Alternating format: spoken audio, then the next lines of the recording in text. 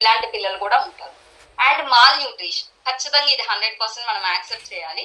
మనం ఈ రోజు మన పిల్లలు తింటున్న ఆహారంలో ఈ రోజు న్యూట్రిషనే లేదు కాబట్టి మన పిల్లలందరూ కూడా మాల్ న్యూట్రిషన్ లోనే ఉన్నారు.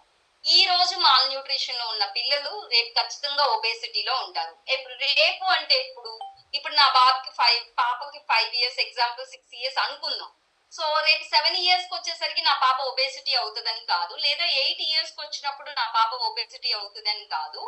ఈ రోజు ఉండే మాల్ న్యూట్రిషన్ వల్ల రేపు ఫ్యూచర్ లో 18 ఇయర్స్ కి కానీ 19 ఇయర్స్ కి కానీ లేదా మ్యారేజ్ అయినా కూడా ఎప్పుడైనా నా బేబీ ఒబేసిటీలోకి వెళ్ళొచ్చు. ఎందుకు? చిన్నప్పటి నుంచి నేను పోషక ఆహార లోపంతోనే పెంచుతున్నాను కాబట్టి దాని కాన్సిక్వెన్సెస్ ఏదో ఒక ఏజ్ లో నా బేబీ పే చేయాల్సిందే.